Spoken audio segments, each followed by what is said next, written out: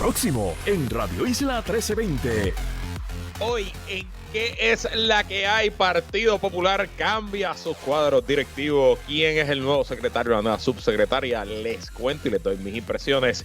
Hablamos como siempre de lo último en la guerra en Ucrania y mira que mucho ha pasado en las últimas 72 horas y como todos los martes conversamos con Esteban Gómez Geo y Guarionex Padilla Martí en el martes de contingencia. Todo eso y mucho más en ¿Qué es la que hay? Que comienza ahora. El análisis más potente y completo comienza ahora. Luis Herrero llega prendiendo fuego a los políticos y figuras que se atreven a dañar el país. Radio Isla 1320 presenta ¿Qué es la que hay? Con Luis Herrero. Muy buenas tardes, bienvenidos y bienvenidas a ¿Qué es la que hay? Con Luis Herrero por Radio Isla 1320. Hoy, martes 11 de octubre del 2022. Estamos en vivo y en directo para todo Puerto Rico por el 1320 AM y su cadena para el mundo a través de radioisla.tv, nuestra aplicación para teléfonos Radio Isla Móvil y en facebook.com/Radio Isla TV. Yo soy Luis Herrero y como siempre les invito a que me sigan en todas las redes sociales, twitter.com/L Herrero, facebook.com/L Herrero, instagram.com/L Herrero y recuerda que este programa lo puedes escuchar en su formato podcast. Búscalo como ¿Qué es la que hay? En tu aplicación de podcast favorita para que me escuches cuando a ti te dé la gana. ¿Y qué es la que hay? ¿De qué vamos a hablar hoy? Día 229 de la guerra en Ucrania. Partido Popular Democrático cambia su cuadro directivo. Luis Vega Ramos, nuevo secretario general. Nina Valedón, subsecretaria. Y en el martes de contingencia con Esteban Gómez Geo y Guarionex Padilla Martí, junta y bonistas trancados sobre cuánto cobrarnos para pagar la deuda de la Autoridad de Energía Eléctrica. Y traemos lo último de la guerra en Ucrania al escenario latinoamericano. Lo analizamos con Guario y con Esteban. Bueno, antes de comenzar, algunos asuntos de interés. Primero, los y las que escucharon ayer, feriado federal que se celebra el descubrimiento de América, o como le dicen en Estados Unidos, Columbus Day. Pues ayer no hicimos programa, no es porque yo le tenga un cariño especial a Cristóbal Colón, no le tengo ningún cariño, pero dos razones. Los que escuchan el programa hace mucho tiempo saben que a mí no me gusta hacer programas los feriados. Primero porque me gusta pasar los feriados en mi casa. Y segundo porque los feriados no hay mucha noticia y es muy difícil hacer un programa como el mío a las 5 de la tarde. Yo sé que la mayoría de la programación ayer fue en vivo, pero a mí no me da demasiado deseo. Ya me ha pasado varios lunes, sobre todo los lunes feriados, que se me hace tan difícil hacer el programa, así que busco la manera de cómo tener programación, no necesariamente en vivo.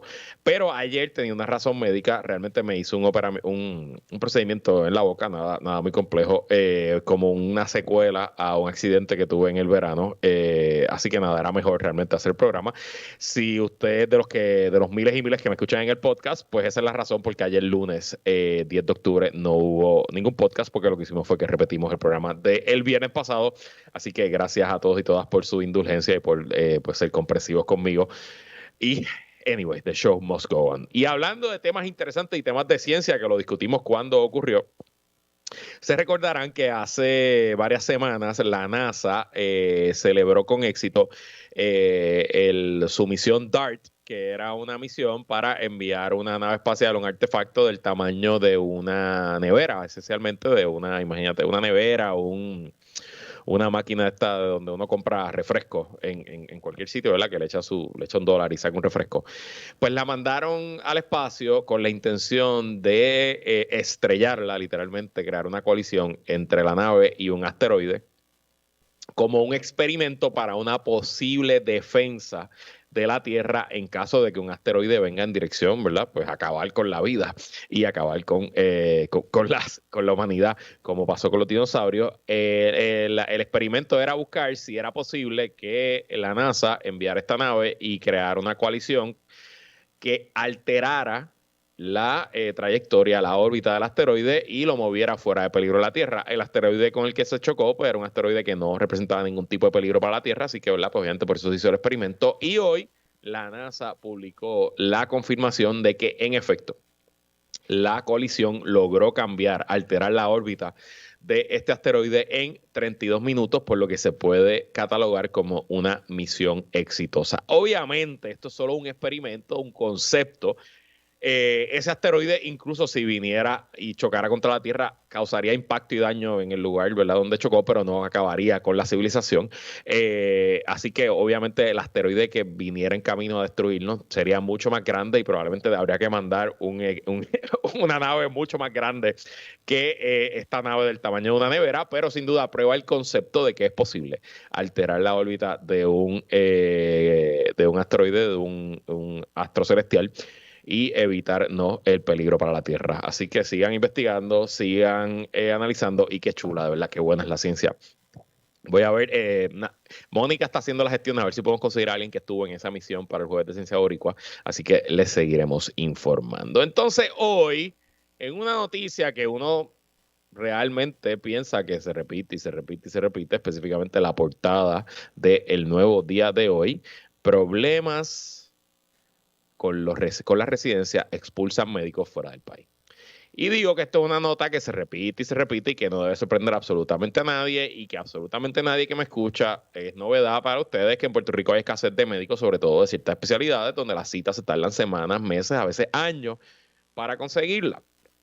Y sí, sin duda, hay muchos factores, pero uno de los factores principales que ha impulsado esto es que y escuché a Inés y escuché a Damari, y básicamente se ha repetido en todos los programas hoy en Radio Isla, desde que se privatizó el sistema de salud en los 90, en Puerto Rico se perdieron cientos de plazas de residencia, que es donde los médicos hacen su entrenamiento, se especializan para entrar al mercado laboral como médico.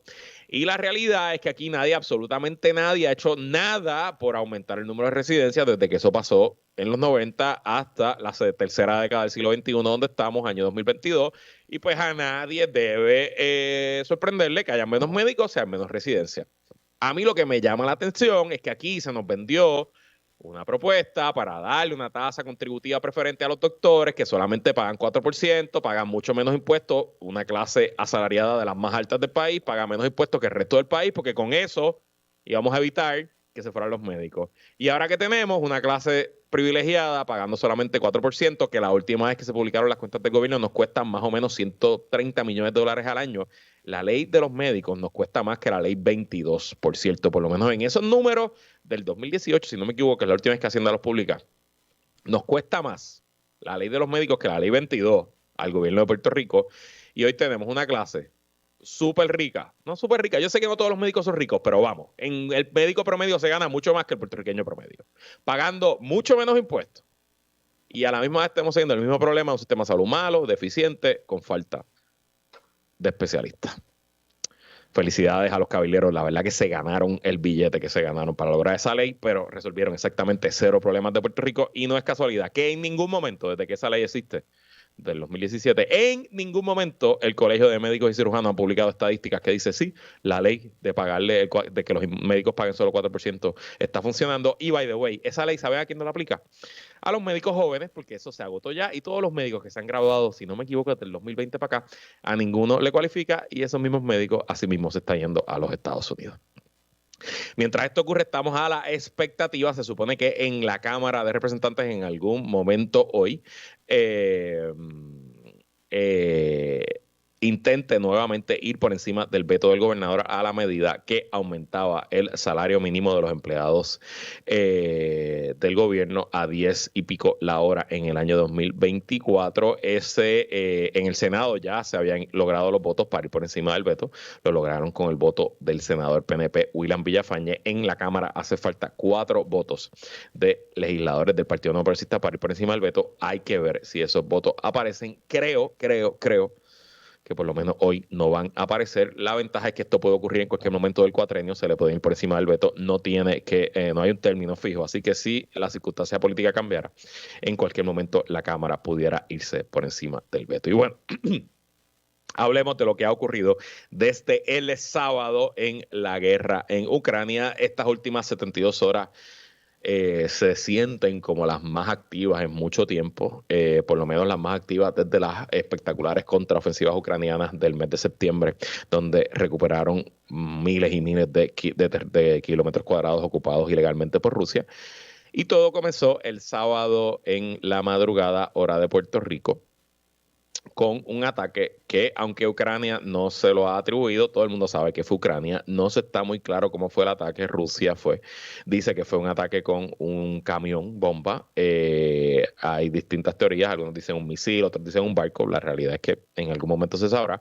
Pero en un ataque en horas de la madrugada, si no me equivoco, a las 6 de la mañana, hora de Ucrania, el puente Kerch fue atacado y pues afectado completamente. Este es el puente que Vladimir Putin construyó para unir la península de Crimea con el territorio ruso. Es el puente más largo de Europa. Se construyó, Rusia anexó ilegalmente Ucrania en el 2014 y el puente se completó en el 2018. Ese puente es un puente de autos y también de trenes y representa la principal línea de logística del ejército ruso para suplir a sus tropas en el sur de Ucrania, específicamente las tropas que están en el frente de batalla en la región de Gerson y en la región de Zaporizhia. Porque Rusia tiene varios problemas logísticos para suplir a sus tropas del este. Ellos tienen líneas de tren que vienen directo desde Rusia y llegan al territorio ucraniano del este, pero para llegar a Ucrania y para llegar al sur de Ucrania no hay líneas de tren, así que todo el armamento, la gasolina, la comida y todos los suplidos para las tropas, además de todos los suplementos que hay que llevar a Ucrania, que Ucrania pues es una península que depende de lo que importa de Rusia, pues todo pasa por ese puente. Así que es un claro objetivo militar para Ucrania, sobre todo que ahora que está viendo grandes éxitos en su frente de batalla en el sur y que está buscando destruir a las tropas rusas en el sur de distintas maneras. Primero, pues negándole los suministros. Obviamente, pues si se quedan sin suministros, pues se quedan sin balas, se quedan sin municiones, se quedan sin comida. Y eso pues afecta grandemente al ejército. Y segundo, destruyéndole la moral al ejército ruso, que se sientan abacorados, atrapados, rodeados por el ejército ucraniano y que piensen que su única manera de salir era este puente, pues ya no está disponible. El puente, la explosión básicamente destruyó un carril completo del puente, lo tiró al agua. También destruyó una parte del riel del tren porque la bomba explotó a la misma vez que estaba pasando un tren y ese tren se prendió en fuego y básicamente estuvo quemando por varias horas, destruyendo y afectando el acero y las líneas los rieles del tren. Rusia logró restablecer un poco el tráfico de un solo carril de vehículos ese sábado un poco en la tarde y entiendo que a esta hora no han podido restablecer las rutas de tren y claro, lo que se presume también es que el puente no está apto para equipo pesado, camiones, tanques y todo el equipo de armamento de guerra, combustible. Piensen cuánto pesa un camión de combustible o cuánto pesa un vagón de tren de combustible y todas esas cosas pues las necesitan las tropas rusas en el frente de batalla. Eso pasó el sábado y ayer lunes en horas de la mañana, hora de Kiev, horas de la mañana, literalmente 9 de la mañana, rush hours de la mañana. Rusia lanzó su más grande ataque en territorio ucraniano desde el comienzo de la guerra. Esencialmente enviaron 84 misiles de crucero, cruise missiles, que es un misil que pues, tiene su propia turbina, su propio motor y se le programa el destino y el misil vuela a la mitad de la velocidad que vuela un jet y pues llega a su objetivo y lo destruye. También enviaron 24 ataques con drones. Se presumen que la mayoría de estos son estos drones iraníes, estos drones suicidas que Rusia le ha ido comprando a Irán hace varios meses. Y se estima que el valor total del ataque ruso ayer es entre 400 y 700 millones. Lo distinto a este ataque de otros es que esencialmente no tocó el frente de batalla en ninguna de las zonas en el sur y el este, sino que atacó ciudades y blancos en todo el territorio nacional de Ucrania, tan lejanos como en la ciudad de Lviv en el oeste, que es una ciudad que está a pocos kilómetros de la frontera con Polonia y que no ha visto ningún tipo de guerra. Vieron bombardeos y hubo algún tipo de ataques al principio de la guerra, pero después de eso no ha visto nada. E incluyeron múltiples blancos civiles, sobre todo blancos débiles como generatrices de electricidad, subestaciones eléctricas, etcétera, y los misiles pues lograron interrumpir el servicio eléctrico en varios sectores y varias ciudades de Ucrania. Hoy Rusia lanzó otra ronda de misiles, no tantos como ayer, mandó 28 misiles y 15 drones el 11 de octubre y según anunció Zelensky, él dice que las Fuerzas Armadas ucranianas lograron interceptar 20 de esos misiles y a casi todos los drones, lo que pues básicamente rinde el ataque ruso inefectivo. De hecho, hay un video de ayer lunes espectacular de una tropa de infantería ucraniana, un soldado raso que está en el field, parece que está en el frente de Gerson, en el sur, y utilizando un Manpad, que es de estos misiles modernos que ha provisto la OTAN a Rusia, que usa un soldado de pie y se lo pone en el hombro. Pues usando un Manpad de esto, logró interceptar y destruir uno de los misiles cruceros que había enviado Rusia. Esos misiles cruceros se lanzaron desde jets, desde submarinos y desde posiciones fijas en territorio ruso. El conteo de muertos hasta ahora son solamente 20 personas fallecidas, 108 heridos en Ucrania a causa del ataque ruso. Y uno dice, entonces, ¿por qué rayos Rusia va a enviar lo que le queda de su arsenal de municiones inteligentes, que se presume, y de hecho hoy la inteligencia británica se reafirma que no le queda casi nada a Rusia de este tipo de municiones, porque lo va a usar en atacar blanco, lejos del frente de batalla, que no cambian absolutamente nada, y de hecho hoy ya hay bastantes reportes de que hoy Ucrania sigue ganando terreno en el sur de Ucrania. Y la respuesta es que esto es un ataque más allá de militar, esto es un ataque político. La destrucción de ese puente el sábado es un golpe directo a Vladimir Putin por varias razones. Primero, porque esa es su gran obra. Eso literalmente, imagínense los gobernadores en Puerto Rico, pues cómo se sentiría Pedro Rosselló si le explotan el centro de convenciones, ¿verdad? Pues ese tipo de cosas. Segundo, lo hicieron en el día del cumpleaños de Vladimir Putin, porque estos ucranianos son así. Ellos no les gusta, además de ganar guerra, les gusta el troleo y lo hacen muy bien. Y tercero, ese ataque sobre ese puente causó un furor en el blanco más reaccionario, más proguerra, más de la derecha rusa, que lleva meses pidiéndole a Putin que levante aún más el son de la guerra, que no sea tímido atacando ciudades. Ellos piden un ataque, como ellos le dicen, de decapitar al liderato ucraniano, básicamente que maten a Zelensky, que maten al gabinete, etcétera, etcétera. Y como la guerra le haya ido muy mal a Putin, sobre todo en los últimos meses, pues él está enfrentando ese calor, esa presión de parte de su flanco derecho, y lo que él está buscando con este ataque es aplacarlos un poco y demostrarle a esa facción dentro de Rusia y al pueblo ruso en general de que él, he means business, de que él no es ningún bobo, que él no es ningún flojo y que la cosa va a continuar. La reacción inicial a ese puente, bueno, pues nada, el G7 se reunió hoy, los líderes del G7, Biden y de los aliados, se reunió hoy con Zelensky y todos reafirmaron que van a seguir enviando ayuda militar a Ucrania, que le van a enviar sistemas antiaéreos modernos, etcétera, etcétera. Así que sí, y obviamente el pueblo ucraniano pues no se va a quitarlo. Yo no sé, si Rusia tuviera la capacidad de hacer este tipo de ataques sin parar por 30, 60, 90 días, pues quizás con eso le rompe la esperanza y la voluntad al pueblo ucraniano, pero honestamente lo que ha demostrado Rusia es que no tiene la capacidad para eso. No parecería que le queda suficientes municiones de este tipo para hacer este tipo de ataques, y su fuerza aérea jamás logró establecer superioridad aérea sobre Ucrania, así que está muy limitado el tipo de ataques que puede hacer más allá del frente de batalla. Lo que sí es que está claro que esto es otro escalamiento más en esta guerra que comenzó con la invasión ilegal de Rusia en febrero, y se puede esperar aún más escalamiento en los próximos días, semanas o meses. Veremos qué ocurre. Pasemos rápido en estos 6 minutos que me quedan antes de la pausa a las noticias del Partido Popular hoy. Y leo de una nota del nuevodía.com, el presidente del Partido Popular Democrático, José Luis Dalmau, anunció este martes que el ex representante Luis Vega Ramos será el nuevo secretario general de la colectividad y Nina Valedón fungirá como subsecretaria general. Los convoqué en la tarde de hoy para anunciarle el nombramiento del licenciado Luis Vega Ramos como secretario general del PPD y de la misma forma anunciar a la compañera Nina Valedón como subsecretaria del partido, sostuvo Dalmau en conferencia de prensa en la sede de La Pava, en Puerta de Tierra. Dalmau describió a Vega Ramos como un gran fiscalizador, conocedor de estructuras del partido y líder del Partido Popular Democrático. Lo primero que tengo que decir es que son excelentes nombramientos ambos. El representante Luis Vega Ramos, estoy seguro que es conocido por todos y todas ustedes. También me consta que es fanático de este programa porque me envía sus comentarios, sus feedback, y cuando meto las patas me corrige. También es muy fanático del Viernes Pop, así que saludo a Eloy Segredio. presumo que lo tiene que confirmar la Junta de Gobierno, no creo que tenga problemas con que lo confirmen.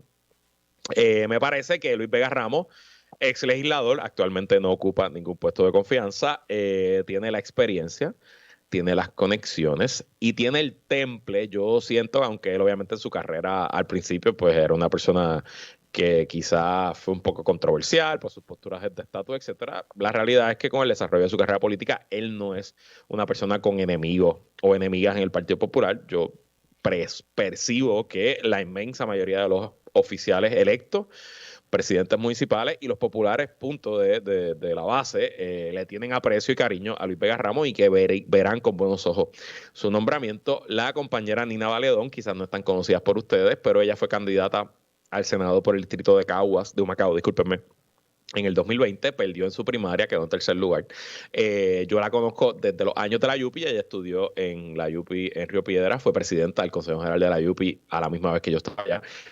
No recuerdo en qué facultad estudió, si no me equivoco, era Humanidades, pero nada, puedo estar confundido.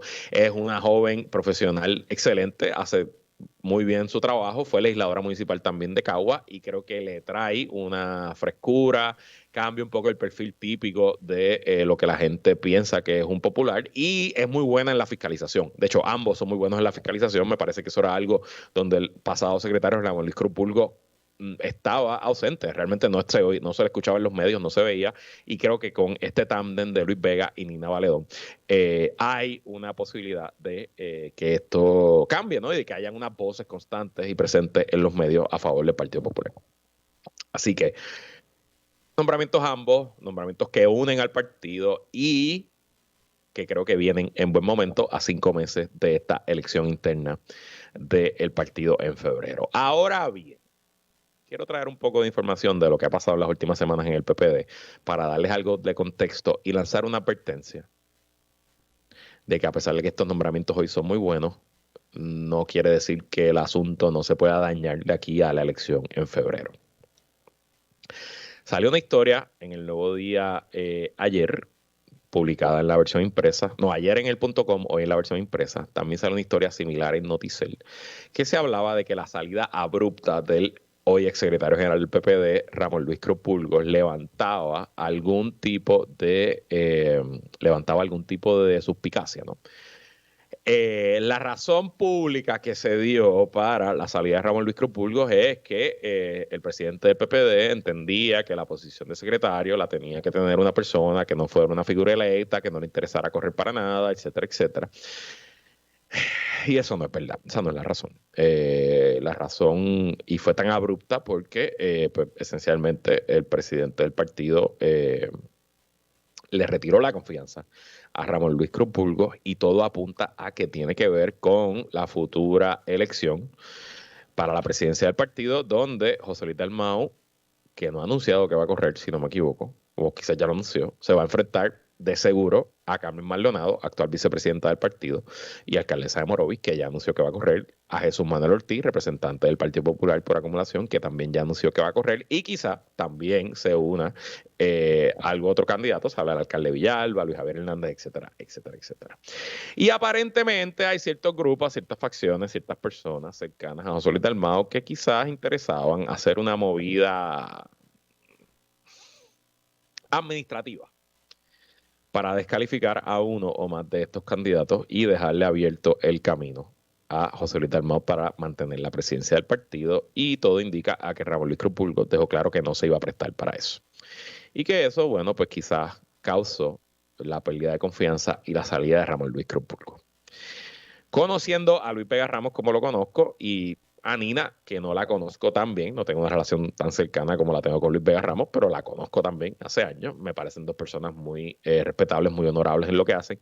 Estoy seguro que ellos no se van a prestar para ningún tipo de juego sucio, o de trampa, o de truco, o de cuchilleo, o como el nombre, póngale el nombre que usted quiera, de cara a esta elección de febrero.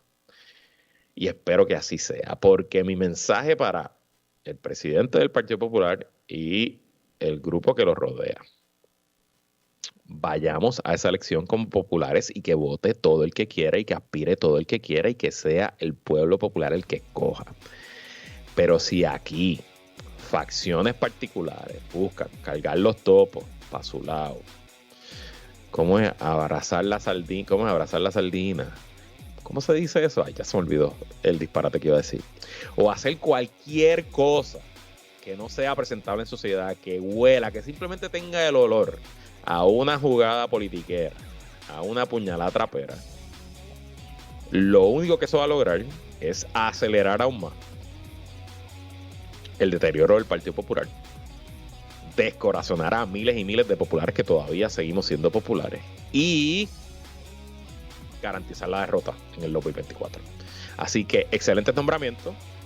Esperamos que hagan su trabajo como yo sé que lo pueden hacer y que hagan todo lo posible para que el camino a esa elección interna del Partido Popular en febrero se haga por el libro, protegiendo a la institución que se llama Partido Popular Democrático. De este tema y de otros más seguiremos hablando luego. Todos los martes conversamos con los integrantes del podcast Plan de Contingencia. Con nosotros Esteban Gómez Geo, que es la que es, Esteban.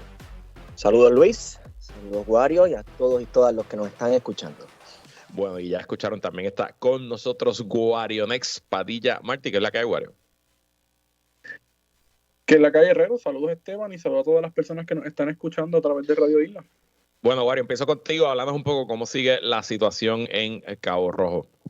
Pues mira, la recuperación del sistema eléctrico ha sido bastante lenta. Recién el jueves me llegó el servicio eléctrico al área de Joyuda. Todavía hasta ayer habían varios sectores de esta comunidad sin luz, pero particularmente el área montañosa de Cabo Rojo, lo que es la 22, lo que son las Magas, la Capilla, algunas áreas de Betances y algunas urbanizaciones cercanas al centro urbano todavía continúan sin servicio eléctrico y sin ningún tipo de estatus, ¿verdad?, de cuándo se va a restablecer el servicio eléctrico.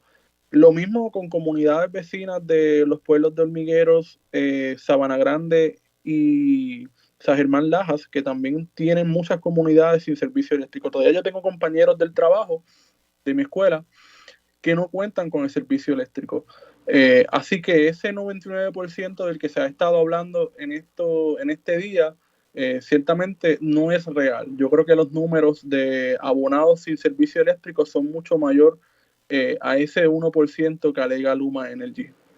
De hecho, hubo un reportaje de Julio Rivera Samiel el domingo, si no me equivoco, en Noticentro, en el Canal 4, donde él visitó un barrio allá en Cabo Rojo que nadie tenía luz y estuvo en casa de una señora de 98 años y su familia, creo que su hija que vivía abajo, que tenía 70 y pico de años, etcétera, y esencialmente una situación tétrica y difícil. Así que sin duda, a pesar de que nos los prometió Luma y nos los prometió el secretario auxiliar de la gobernación para temas energéticos, este señor que Pierluisi nombró ahí en la fortaleza, de que en el fin de semana todo el mundo iba a tener luz. Bueno, pues hoy es martes 11 de octubre y todavía falta un poquito para llegar a ese 100%.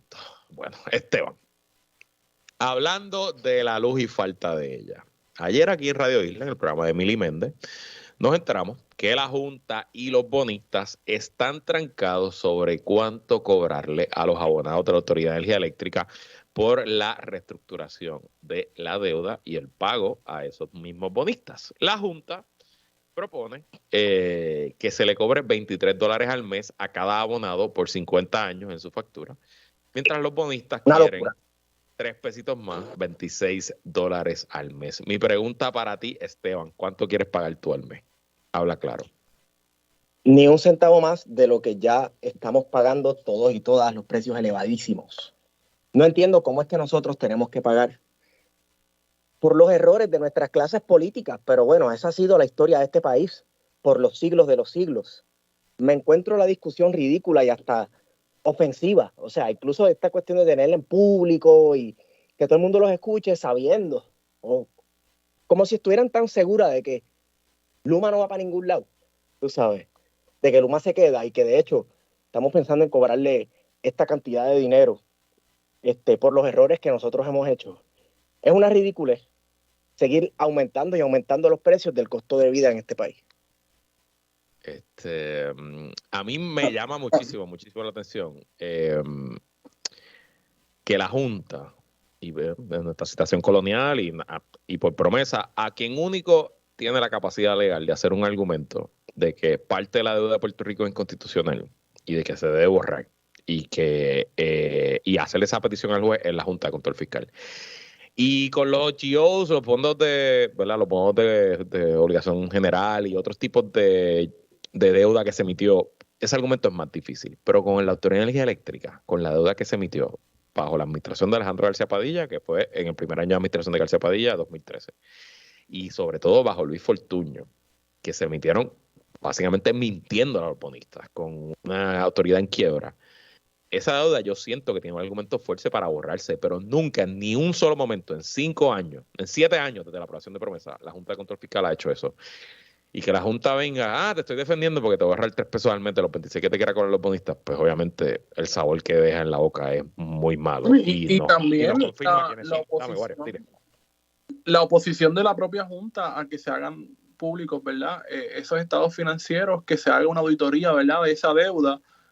Yo creo que también deja un mal sabor, ¿verdad? Porque la Junta ha sido bastante certera en una cosa, y es que no quiere hablar de auditoría de la deuda. Y de hecho, recordemos que cuando cambió el gobierno, en el año ya del 2017, bajo Ricardo Rosselló Nevares, una de las primeras cosas que se hizo fue precisamente desmantelar aquel comité que se había hecho para precisamente hacer una auditoría de la deuda. Y yo creo que es un tema que sigue siendo importantísimo, sobre todo en momentos como este, ¿verdad? En los que los ciudadanos estamos totalmente a ciegas, no sabemos por qué se nos está imponiendo no se nos va a imponer un nuevo cargo, ¿verdad? Sabemos que es la deuda, pero ¿cuánto es la deuda? ¿Qué gobernadores tomaron, ¿verdad? Esa deuda, bajo qué circunstancias, ¿verdad? Había necesidad, ¿qué se hizo con ese dinero? Yo creo que hay muchas preguntas que hay que contestarle a la ciudadanía, ¿verdad? Y obviamente yo no veo esa discusión pública hoy en día. Sí. Por eso es que lo que pasa es importante. Claro, pero por ejemplo, mira, yo comparo la Junta de Control Fiscal con este típico personaje de las películas de mafia, que es el Loan Shark, que es este tipo que envían con un bate a buscar un dinero, y si tú no tienes el dinero te va a romper las piernas. El Loan Shark no te va a preguntar cuánto de tu deuda con el mafioso es legal o ilegal. El Loan Shark va a cobrar los chavos, porque el jefe quiere los chavos. Claro. Y así es que yo lo comparo. Y yo no creo que la Junta de Control Fiscal está aquí para tener misericordia con nadie, ni ponerse a investigar cuál la legitimidad de tal o cual cosa que se gastó en el año 2000 no sé cuál. Está para que se le pague a la gente que se le tiene que pagar. Y para sí, no, estamos claros de que esa es la función de la Junta de Control Fiscal. Pero yo digo que en términos de la clase política, ¿verdad? Que si tuviese un poco de decir, pues mira, nosotros como clase política, ¿verdad? Que somos los que hacemos las leyes, pues tenemos que tener esta discusión. Yo no veo esa discusión, por ejemplo, en la Cámara o en el Senado hoy, ¿verdad? De decir, vamos a crear este tipo de herramienta o este mecanismo para hacerle frente discursivamente a la Junta de Control Fiscal. De que nosotros queremos tomar decisiones, ¿verdad? Que sean decisiones basadas en hechos, ¿verdad? Porque mucho se habla de la Junta de Control Fiscal, de que estos son los datos, ¿verdad? Esta es la metadata, esto es lo que dicen los informes, pero la realidad del caso es que esto es un asunto muy técnico, eso sí es cierto. Y precisamente porque es un asunto técnico, yo creo que los ciudadanos necesitamos estar informados sobre estos asuntos, ¿verdad? No publicando a las tantas de la noche un informe de 500 páginas completamente en inglés, que es inaccesible para la mayoría de las personas en Puerto Rico, y se toma una decisión, ¿verdad?, a puerta cerrada, a escondida. Obviamente la Junta de Control Fiscal, ¿verdad?, viene a defender sus intereses de clase y naturalmente está haciendo política, ¿verdad?, y política neoliberal. Nos guste o no, eso es lo que está haciendo la Junta de Control Fiscal y hay que señalarlo. La Junta de Control Fiscal ha tomado sus decisiones basadas en ideología neoliberal, sí. Y eso también es una realidad, que la Junta de Control Fiscal ha querido venderse como un ente apolítico, ¿verdad?, aideológico, apartidista. Pues eso realmente no es cierto del todo, ¿verdad?, porque ciertamente muchos de los miembros de la Junta de Control Fiscal pues tienen unas relaciones político-partidistas bastante cuestionables. Pero te voy a decir algo más que le añade un grado aún más de que debe indignar a la gente. Yo puedo entender el argumento neoliberal, capitalista, pero yo puedo entender el argumento que la Junta me diga, Luis, lo que pasa es que yo no puedo hacer un recorte bien agresivo de la deuda porque yo tengo que volver a pedir prestados, porque tengo que hacer obra, tengo que hacer inversión, etcétera. Pero en el tema de energía eléctrica, hay 12,000 millones de dólares que están parqueados en alguna cuenta del Departamento del Tesoro Federal esperando porque Puerto Rico lo use. O sea, aquí no hay que hacer emisiones de bonos nuevas para construir plantas eléctricas generatrices porque el dinero está asignado, hay que romper con la burocracia, sí. Pero realmente si hay un lugar donde Puerto Rico puede ser agresivo con esta deuda y conseguir un recorte el mejor posible, no de 15 trapos chavos como está proponiendo la Junta, es con el tema de energía eléctrica. Y adicional, pensando en política chiquita, que pues probablemente estos cálculos no los tiene la Junta, pero si la Junta quisiera ganarse la buena voluntad del pueblo puertorriqueño, donde mejor está para ganársela es metiéndole mano a los altos precios de la electricidad.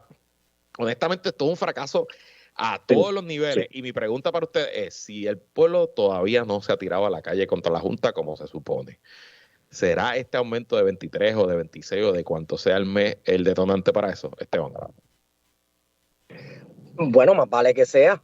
Lo que pasa es que estamos entretenidos discutiendo otras hartas estupideces cuando está el fantasma de la Junta de Control Fiscal sobre toda decisión política que se hace en Puerto Rico. Entonces la gente tiene que estar clara que, a ver, lo que representa la Junta de Control Fiscal aquí y qué significa, además de un golpe al bolsillo, esos 23 o 26 dólares para todos los puertorriqueños y puertorriqueñas. O sea, ¿qué otro ejemplo burdo podemos presentar sobre el aumento de costo de vida que está teniendo las decisiones de nuestro gobierno y cómo nosotros estamos pagando por cosas que no hicimos, por deudas que nosotros, los puertorriqueños que pagamos, no cogimos una deuda para ahora estar pagando 23, 26 dólares más al mes por encima de lo que ya nos han aumentado? Así que claro, sí, con un servicio sumamente deficiente como es el servicio eléctrico en Puerto Rico, ¿verdad? Que hemos estado varias semanas sin servicio eléctrico, que eso ha tenido un impacto tremendo en el bolsillo, no solamente de los ciudadanos, sino de los pequeños y medianos comerciantes que son de alguna manera los que mueven la economía de este país y que han tenido que hacerle frente a esos costos. Yo creo que un aumento de la factura de la energía eléctrica, precisamente, ¿verdad?, de una imposición de unos 23 a 26 dólares, que es lo que se ha estado hablando en los medios de comunicación en estos días, va a tener un impacto nefasto, ¿verdad?, en todos los bolsillos, ¿verdad? Porque esto no solamente va a ser a los menos, sino que todo el mundo va a tener que asumir ese costo, como lo tienen que asumir con las 20,000 multas que se pagan en la factura de la Autoridad de Acueducto y Alcantarillado, que también me parece que es otra discusión que en algún momento se debió tener, ¿verdad? Si uno se pone a analizar detalladamente la factura de acueducto y la factura de energía eléctrica, es una barbaridad lo que uno está pagando en multas y en pagos, ¿verdad?, que no corresponden a nada de las utilidades por las que uno está utilizando. Bueno, este tema sin duda va a dar mucho de qué hablar por los próximos meses y lo seguiremos discutiendo aquí. Vamos a una pausa, regresamos con más en ¿Qué es la que hay? Sigue conectado con Radio Isla 1320. Estás escuchando ¿Qué es la que hay? Con Luis Herrero. Somos el sentir de Puerto Rico. Radio Isla 1320, tu fuente primaria de información en Radio Isla 1320. ¿Qué es la que hay? Con Luis Herrero. Regresamos y seguimos conversando con Esteban Gómez Geo y Guarionex Padilla Martí en el martes de contingencia, la sección favorita de Luis Peche, que no se les olvide. Vamos a hablar de un tema que yo hablo todos los días aquí, pero que no hablo con ustedes hace tiempo.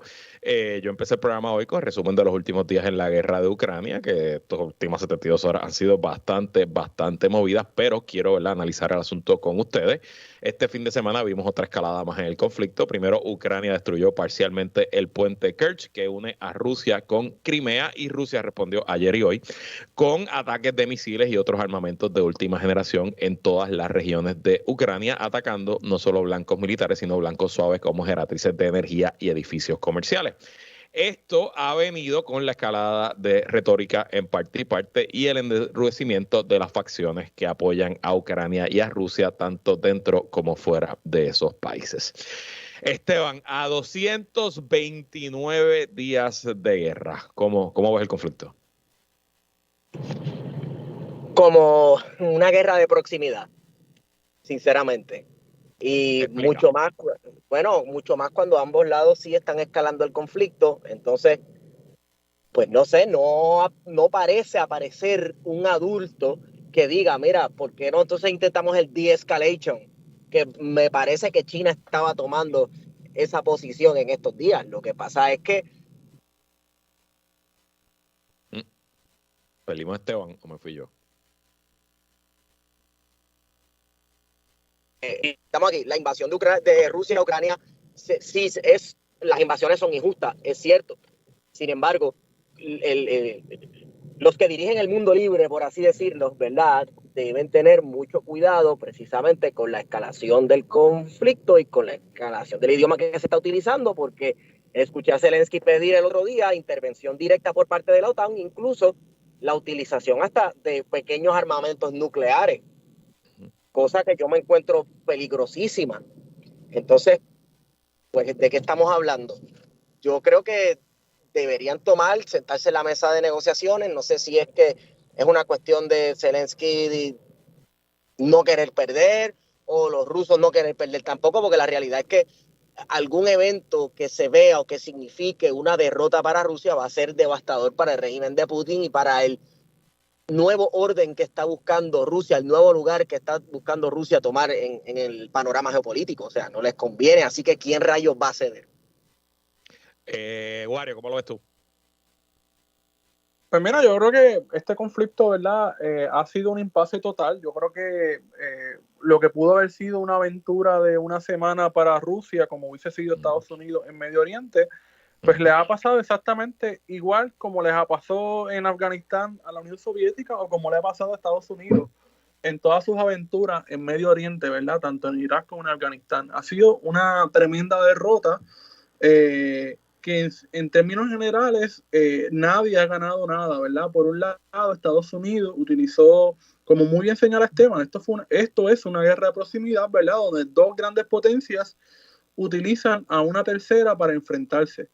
Solo que en este caso, ¿verdad?, Estados Unidos no se ha enfrentado directamente, sino que ha utilizado algunos de los países de la OTAN, específicamente países europeos, que han dotado a Ucrania de armamento, y Rusia, naturalmente, que se ha enfrentado con todo su poder bélico contra el pueblo ucraniano.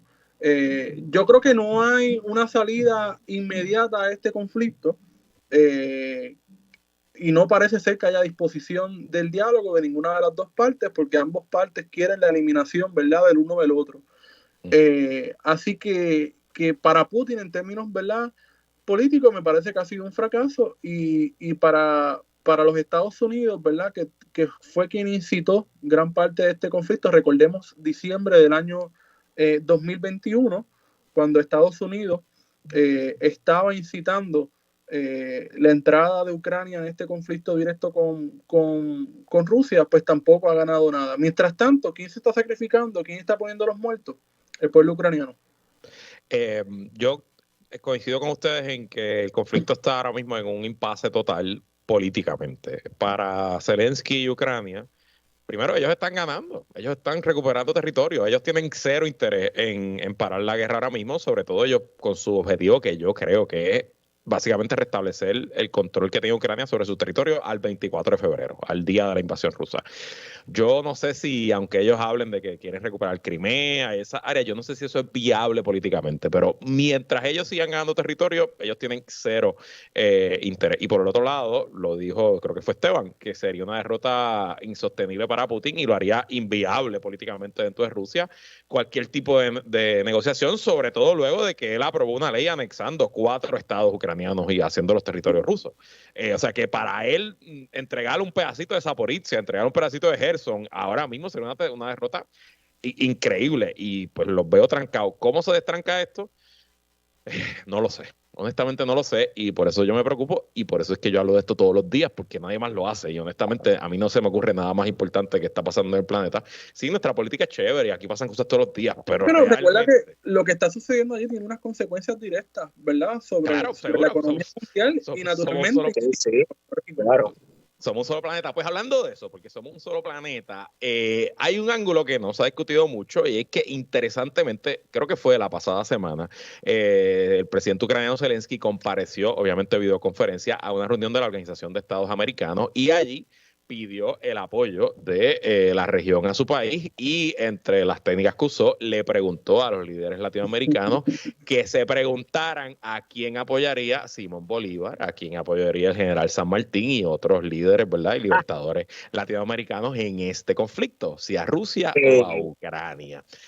No tengo mucho mira, tiempo, pero ¿cómo lo ves? ¿Cómo lo ves? Bueno, yo le contesto a Zelensky que lea lo que ocurrió en la entrevista de Guayaquil, en la que San Martín cedió la provincia libre de Guayaquil a la Gran Colombia de Simón Bolívar y San Martín se tuvo que ir a vivir exiliado fuera de los países que liberó. Así que no creo que está escogiendo los mejores ejemplos a Zelensky, que se ponga a estudiar historia, que se deje de estar pidiendo bombas nucleares.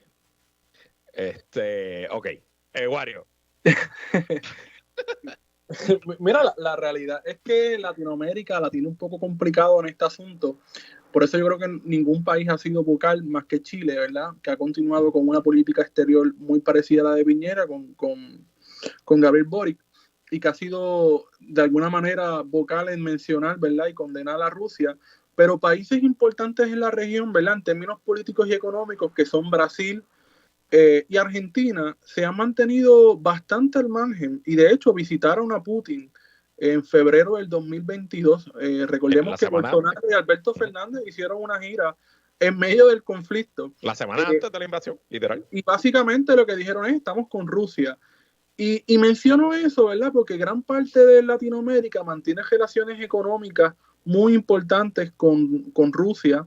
Y entre paréntesis menciono que también con China, ¿verdad?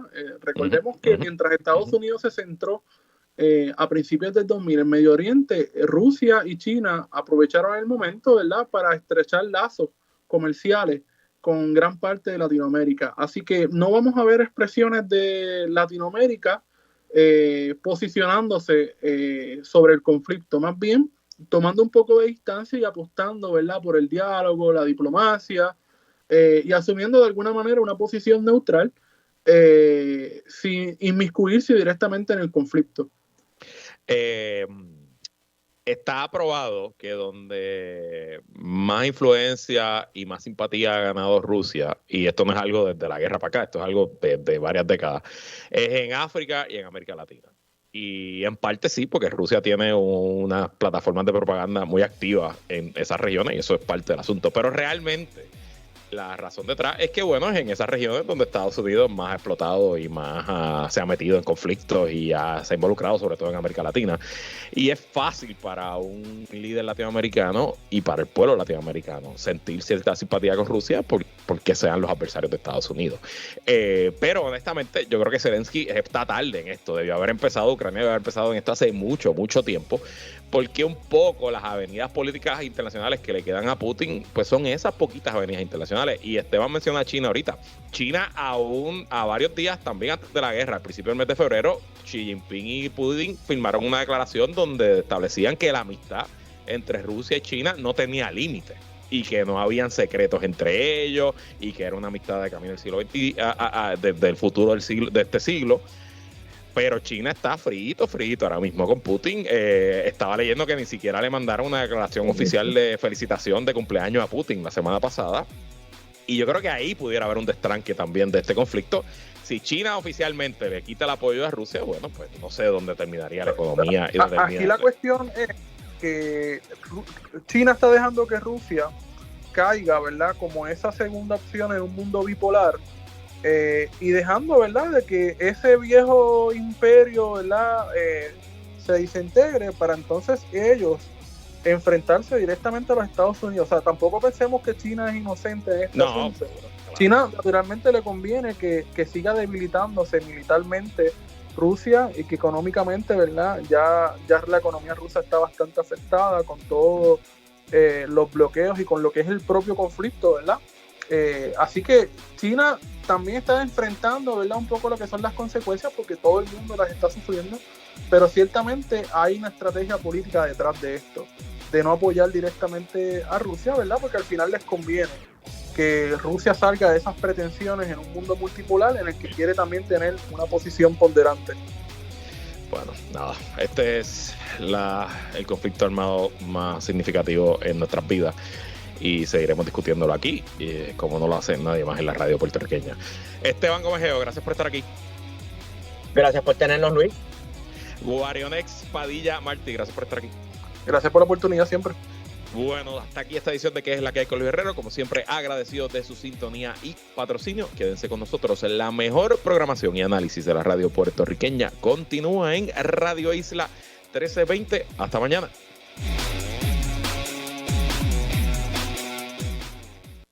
Radio Isla 1320, tu fuente primaria de información en temporada de huracanes. Somos el sentir de Puerto Rico. Traído a ustedes por Danosa. No lo selles con otra cosa, séllalo con Danosa.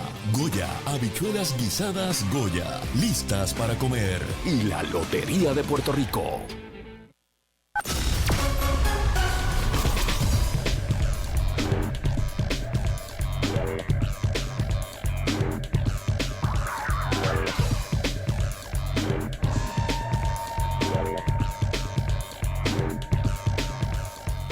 Estas son las historias que la redacción de Radio Isla 1320 trabaja en esos momentos.